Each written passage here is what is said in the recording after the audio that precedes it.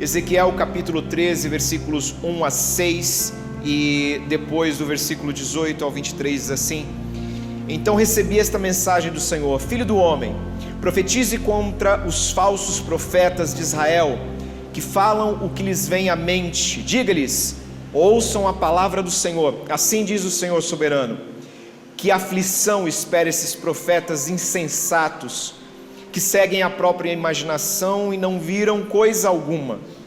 Ó povo de Israel, seus profetas são como chacais no meio de ruínas. Não tomaram nenhuma providência para consertar as brechas dos muros que rodeiam a nação, para que permanecesse firme na batalha no dia do Senhor. Em vez disso, anunciaram visões falsas e fizeram previsões mentirosas. Dizem: esta mensagem é do Senhor, embora o Senhor jamais os tenha enviado. E no entanto, esperam que as palavras que profetizam se cumpram. Versículos 18 a 23, assim diz o Senhor soberano: que aflição espera vocês, mulheres que enlaçam a alma do meu povo, tanto dos jovens como dos idosos. Amarram amuletos no pulso deles e lhes fazem véus para a cabeça. Pensam que podem enlaçar outros sem provocar a própria destruição? Vocês me desonram no meio do meu povo, em troca de uns punhados de cevada ou um pedaço de pão. Quando mentem ao meu povo, que gosta de ouvir mentiras, vocês matam aqueles que não deviam morrer e prometem vida àqueles que não deviam viver. Assim diz o Senhor soberano: estou contra todos os seus amuletos que vocês usam para enlaçar o meu povo. Eu os arrancarei dos seus braços e libertarei o meu povo, como pássaros que alguém solta de uma gaiola. Arrancarei os véus e livrarei o meu povo de suas mãos, e eles não serão mais suas vítimas. Então vocês saberão que eu sou o Senhor. Com suas mentiras, vocês desanimaram os justos, mas eu não queria que eles se entristecessem. Também encorajaram os perversos ao lhes prometer vida, embora eles continuem a pecar. Por causa de tudo isso, vocês não falarão mais de visões que nunca tiveram, nem farão previsões enganosas, pois eu livrarei meu povo de suas mãos. Então vocês saberão que eu sou o Senhor. O texto fala claramente contra os falsos profetas. E nós temos vivido um tempo que tem me preocupado muito, pastor Leandro, porque infelizmente as pessoas não gastam mais tempo lendo a palavra. É bem verdade que a internet nos traz muito material bom, muito conhecimento. Existem verdadeiros homens de Deus fazendo excelentes trabalhos teológicos na internet. Porém, existem também muitas pessoas que se aproveitam de uma mídia social para contar as suas fábulas, para seduzir as pessoas com mensagens que Deus nunca proferiu. Distorcem o evangelho, e as pessoas, infelizmente, às vezes nem por maldade, mas por uma inocência, por uma falta de conhecimento, são seduzidas, porque quando vem uma pregação numa igreja grande, com uma musiquinha bonita de fundo, com muitas pessoas, logo deduzem: só pode ser Deus, é claro que é Deus, olha essa estrutura, olha quantas pessoas dando glória, só pode ser Deus. Mas, como nós vimos no texto, não é de hoje que existem falsos profetas. Desde os tempos antigos, você tinha falsos profetas que exigiam mais do que o próprio Deus exigia. Aí, numa outra ponta, você tinha aqueles que relativizavam a lei de Deus. Então, não é tudo isso que Deus quer, não é esse esse exagero. A própria serpente vai dizer para Eva: olha, não é bem assim, Deus falou aquilo, mas na verdade Ele só não quer que você seja igual a Ele, e engana Eva. No tempo de Ezequiel, o texto vai dizer que eles tapavam as brechas com cal, ou seja, eles diziam uma palavra que seduzia as pessoas, porque parecia bonita, mas era como cal num muro mal acabado. No capítulo 13, versículo 10 diz assim: isso acontecerá porque esses profetas enganam o meu povo, dizendo tudo está em paz, quando não há paz alguma. É como se o povo tivesse construído um muro precário, e esses profetas o cobrissem com cal. O Senhor diz no texto que nós lemos: o meu povo gosta de ouvir mentiras. É muito triste ouvir do próprio Deus que muitas vezes eu e você gostamos de ouvir mentiras. Nós estamos vivendo uma vida longe de Deus. Muitas vezes nós passamos a nossa semana inteira sem sequer dobrar os joelhos. Muitas vezes a nossa Bíblia é fechada no final do culto e só é aberta no outro domingo. Vivemos uma vida que nós vamos distanciando de Deus sem perceber, e de repente, nessa vida de uma fé raquítica, alguém vem e diz que está tudo bem, que Deus está feliz. Esses profetas estão pintando um muro frágil, arrebentado, com cal. Por fora parece muito bonito, mas no primeiro vento cai. Os falsos profetas desanimavam os justos e encorajavam os que estavam em pecado, mas Deus diz solenemente: eu vou livrar o meu povo. Romanos capítulo 15, versículo 4 vai dizer o seguinte: pois tudo o que foi escrito no passado foi escrito para nos ensinar. Hoje, nessa relativização do Evangelho, querem arrancar o Velho Testamento da Bíblia, quando o texto vai dizer claramente que tudo aquilo foi escrito para o nosso ensinamento. Portanto, o texto que nós lemos de Ezequiel é para nos ensinar. Infelizmente, esse texto faz eco na nossa geração. Nós estamos vendo falsos profetas ministrando mensagens que afagam o ego das pessoas. Já no tempo de Paulo, os falsos profetas diziam que a morte de Cristo era boa, mas não era suficiente. Tudo bem, Jesus morreu, ok, Ele é o Messias, vamos servi-lo, mas a gente também tem que fazer um sacrifício, a gente tem que circuncidar, era o que eles diziam.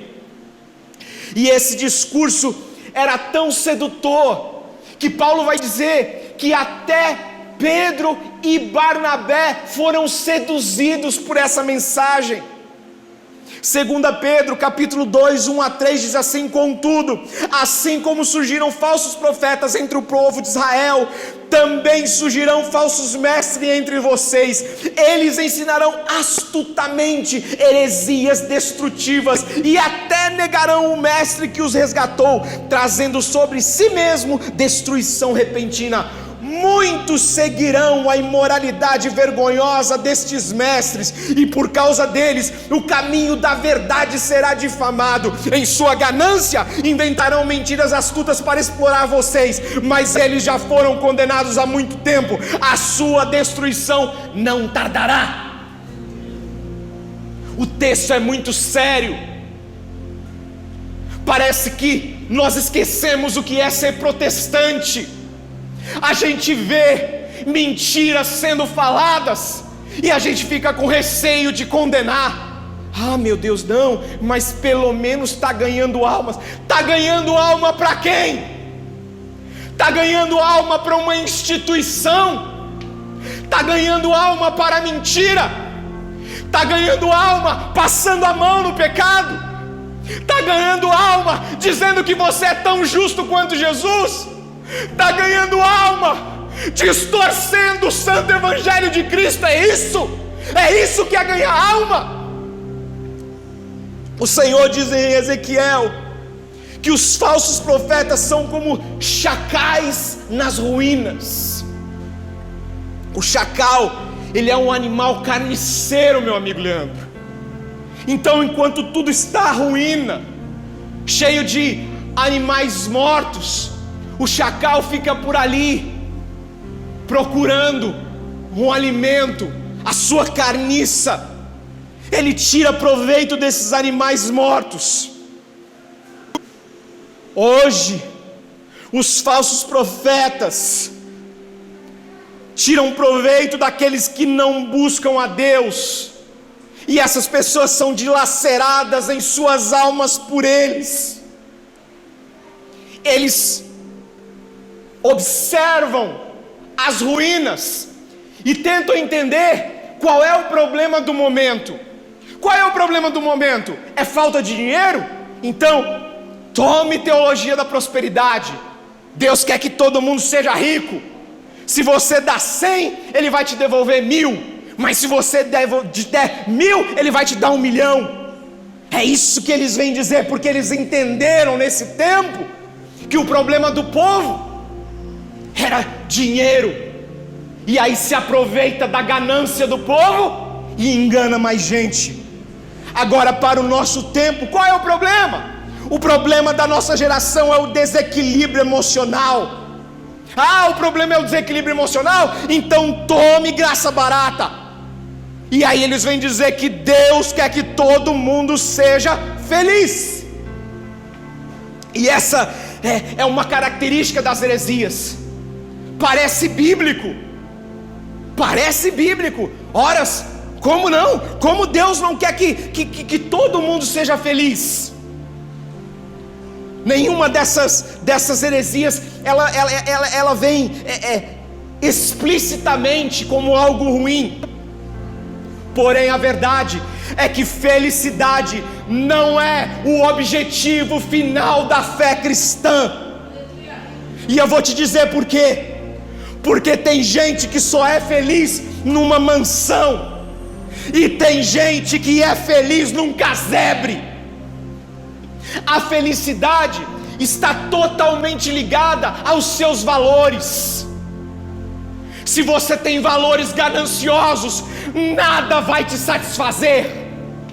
Se o teu coração não se satisfaz com a bênção do Senhor, você nunca vai ser feliz. Mas eu vou te dizer qual é a felicidade do verdadeiro cristão. Salmo 119, do 14 ao 16. Alegrei-me com o caminho apontado por teus preceitos, tanto quanto com muitas riquezas. Meditarei em tuas ordens e refletirei sobre os teus caminhos. Terei prazer em teus decretos e não me esquecerei da tua palavra. A minha alegria é fazer a vontade do Senhor.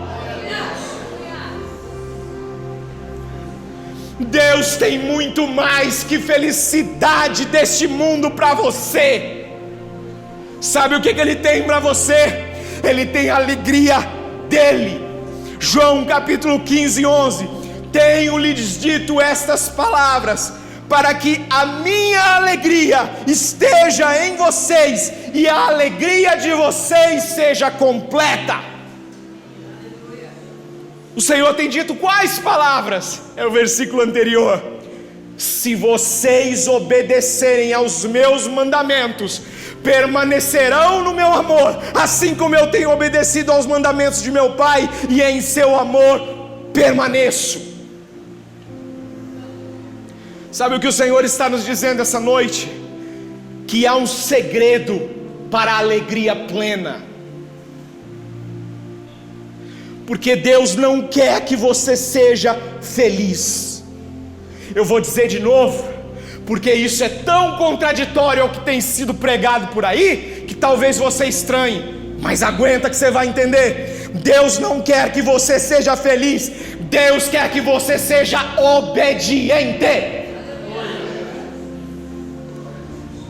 Essa desculpinha de Deus quer que eu seja feliz tem destruído lares.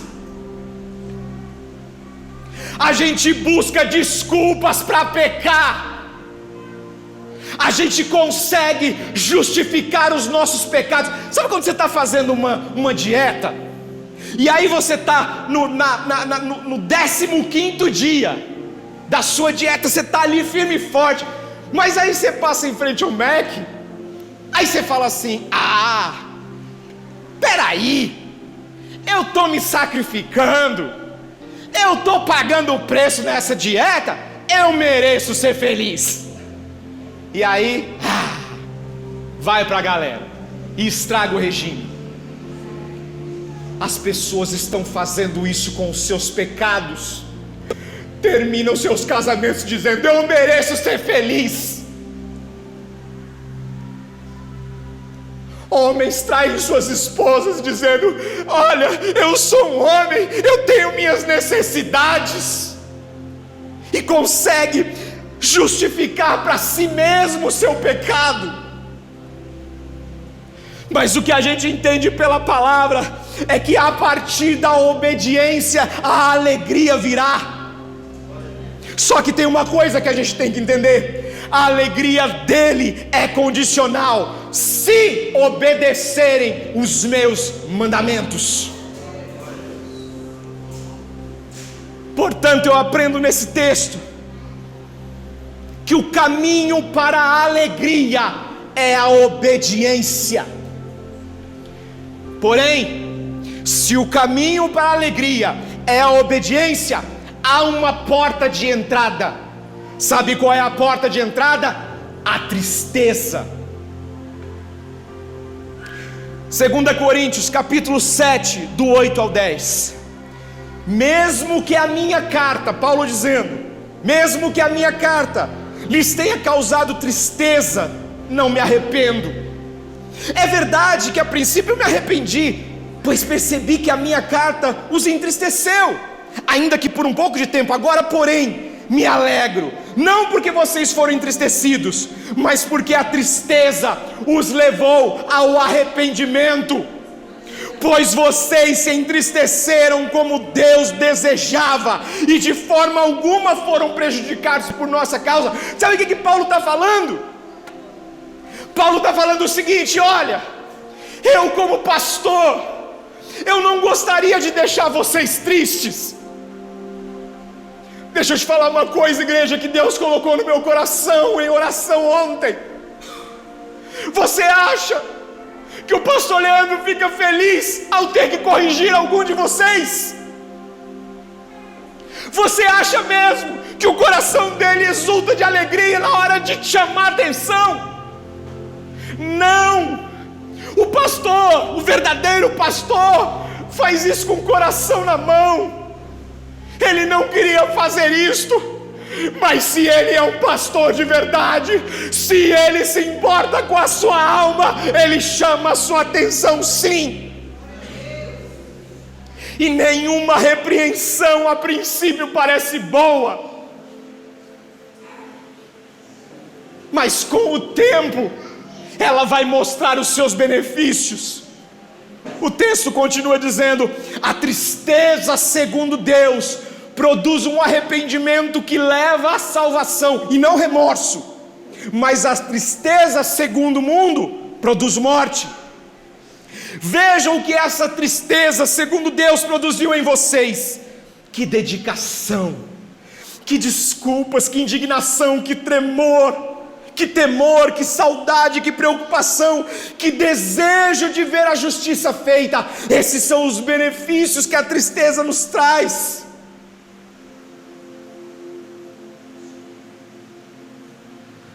Quando Davi adultera e assassina o pastor Natan. Tem que repreendê-lo. Natan não chega batendo, Leandro. Natan não chega com os 2 pés no peito. O profeta chega com amor. Meu irmão, escute uma coisa: profeta que é profeta não transmite a mensagem se essa mensagem for dura, sem derramar lágrimas. Quando a mensagem é dura, o profeta tem que sentir, tem que fazer parte. Natan conta uma história. Davi era uma vez um fazendeiro rico. Ele tinha um monte de ovelha, mas ele decidiu pegar a única daquele pobre homem, uma ovelhinha com quem a família brincava, era quase como um pet da família. Quando Davi escuta essa história, Davi fica irado. E esse era exatamente o sentimento de Deus quanto à injustiça que Davi tinha praticado. Quero que você entenda algo muito profundo aqui. Nós precisamos compartilhar o sentimento de Deus com relação ao pecado. Davi ficou cerca de um ano escondendo seu pecado. O problema não é apenas pecar, mas é não ter o mesmo sentimento de Deus com relação ao pecado. Roger, qual que é o sentimento de Deus? Está lá em Efésios 4:30. E não entristeçais o Espírito Santo de Deus. Quando a gente peca, o Espírito Santo se entristece.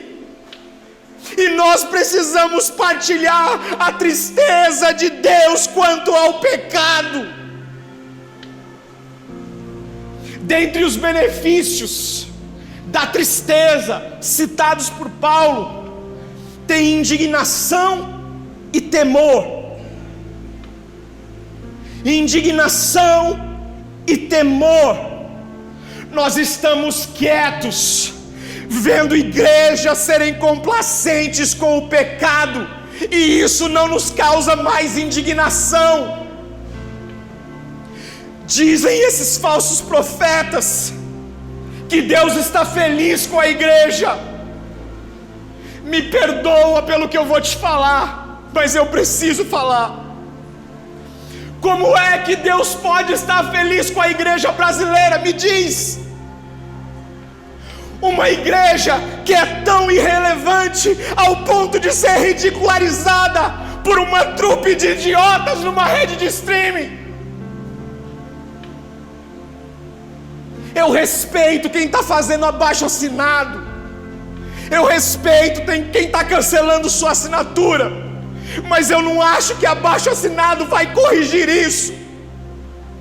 Eu acho que o que vai calar o ímpio é uma igreja que dobra seus joelhos em jejum e oração para ser relevante nessa sociedade.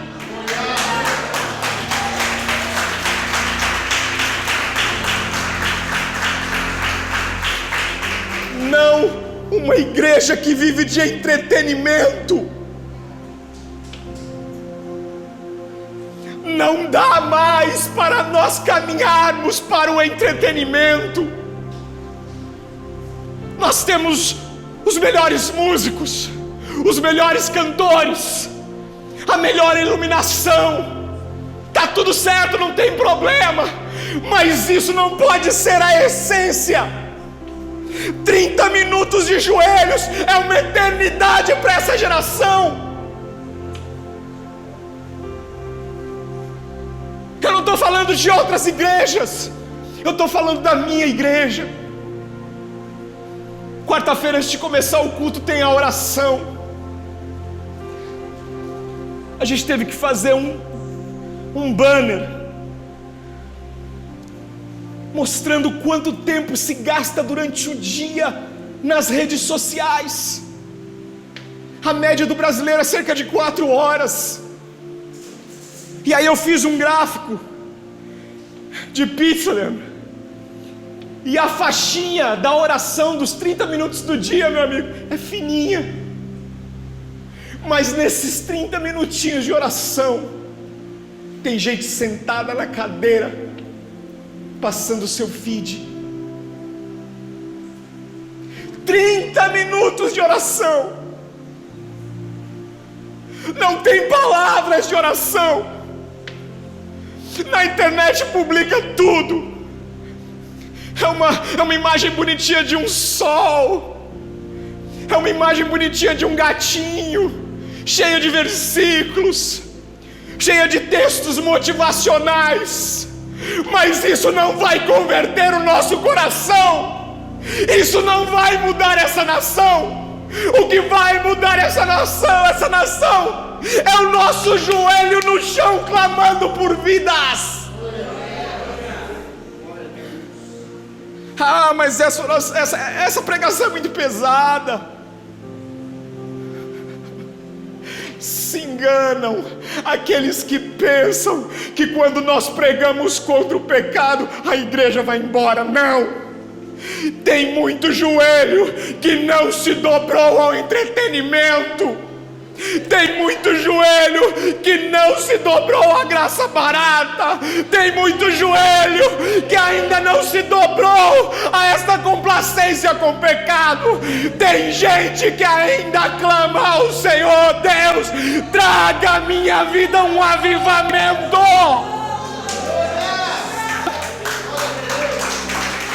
Bendito é o nome do Senhor.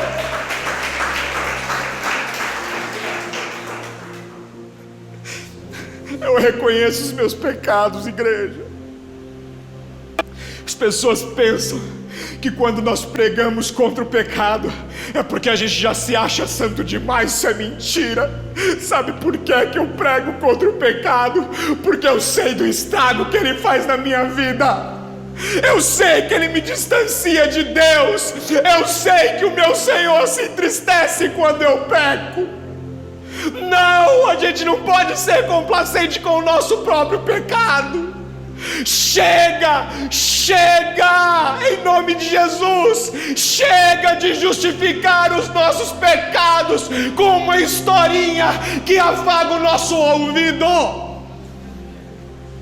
É tempo de rasgar o coração e dizer: Senhor, esse aqui sou eu. Lá no seu quarto não tem oração bonita. Lá no seu quarto de portas fechadas não tem luz, não tem fumaça, não tem nada de bonito. Não. Lá só tem um pecador como eu, clamando pela misericórdia do Senhor. Entenda uma coisa, quero concluir essa mensagem, porque eu não vou além do que o Senhor me mandou dizer aqui nessa noite. Eu sei que Deus nos ama, eu sei, ninguém precisa me dizer isto. A minha vida é uma prova desse amor, mas certamente Ele não está feliz com a nossa falta de temor e indignação contra o pecado. Nós precisamos nos posicionar. Não tem a ver com o quão santo você é, tem a ver com o quanto você quer ser parecido com Ele. De sorte que haja em vós o mesmo sentimento que houve em Cristo Jesus. Eu sei que o contexto lá de Filipenses é porque o Senhor abriu mão de sua glória e não quis por usurpação usar esse título, mas se fez servo. Eu sei, mas o texto é muito inspirador. Eu quero ter o mesmo sentimento de Cristo Jesus. Eu não quero pecar e ter a minha mente cauterizada, olhando para o meu pecado e achando ele normal. Não. Se eu pecar, eu quero olhar para este pecado com a mesma indignação do meu Deus. Eu não quero ser complacente. Eu não quero passar um pano. E se para isso acontecer, eu tenho que me entristecer, que o Senhor coloque em nossos corações uma tristeza tal que nos leve ao arrependimento. Como a gente pode dançar, como a gente pode celebrar, se a gente não consegue tirar 5 minutos de leitura bíblica por dia? Como a gente pode dançar e celebrar, se quando a gente dobra o nosso joelho em casa, não dá 3 minutos e a gente está abrindo a boca?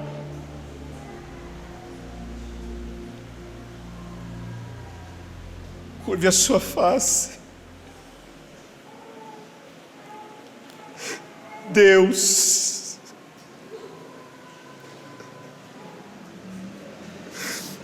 nós nos colocamos perante o Senhor, meu Pai, sem musiquinha de fundo, sem maquiagem,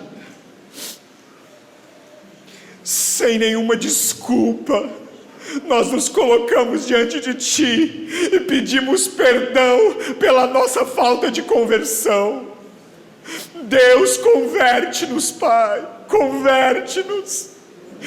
Pai, traga de volta ao nosso coração o primeiro amor. Deus, quando nós fomos resgatados do pecado, havia em nosso coração uma gratidão tão grande. Pai, tal qual aquela mulher, nós entregávamos, Pai, o nosso melhor perfume para Ti. O tempo foi passando, Deus, e nós fomos folgando com a Tua graça. Pai, nós usamos da Tua graça como desculpa para pecar, e por isso Te pedimos perdão nessa noite, Deus. Pai, não nos deixa fazer isso. Somente o Teu Espírito Santo pode imprimir em nós o Teu sentimento com relação ao nosso pecado. Pai, eu sei que o Senhor se entristece, porque a Tua palavra diz isso, Senhor. Então não nos deixa alegres e satisfeitos, achando que o Senhor está feliz conosco, quando no fundo nós sabemos que nós temos nos dedicado pouco. Pai, que o nosso coração, Senhor, arda por uma paixão, Senhor, como nunca vimos pela Tua palavra, meu Deus. Pai, que nós possamos voltar a meditar na Tua lei dia e noite, para que de fato ela seja lâmpada para os nossos pés e luz para o nosso caminho, Senhor. Deus, transforma-nos à Tua imagem, que sejamos mais parecidos contigo e menos parecidos com o mundo, Deus. Pai, leva-nos de volta ao jejum. Deus, o Senhor nos disse: quando jejuares. Eu entendi, Senhor, que o Senhor já parte do pressuposto que nós vamos jejuar. Então, Deus, traz de volta, Senhor, ao nosso coração esse desejo santo por Te entregar. Pai, que seja pelo menos uma vez por mês, Senhor. Que pelo menos uma vez por mês, Senhor, nós voltemos a nos entregar em consagração a Ti. Pai, dá-nos graça. para desligar essa maldita TV e abrir a bendita palavra do Senhor, meu Deus. Faz-nos sentir nojo do pecado, Pai. Pai, que caia um santo temor em nós, porque Tu és santo, a Tua graça nos cobriu, e se não fosse ela, Senhor, nós não estaríamos sequer aqui, mas que nós não venhamos usar disso como desculpa. Santifica-nos na Tua palavra, a Tua palavra é a verdade. Santifica-nos para a glória do Teu nome, porque só assim este mundo vai olhar para nós e nos respeitar. Te louvamos, meu Deus, e te agradecemos por este tempo de oração. Amém.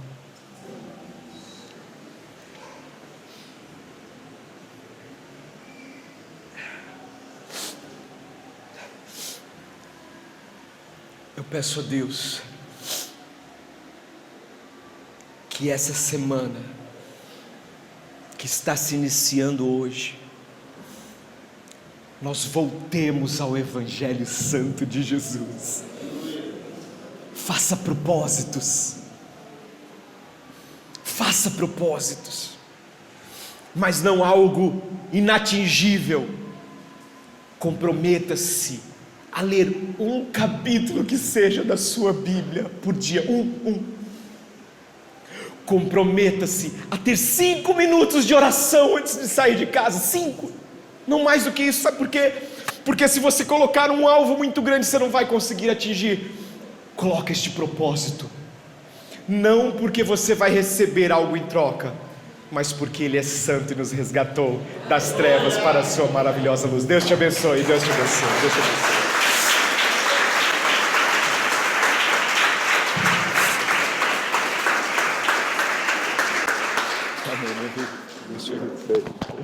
Amém.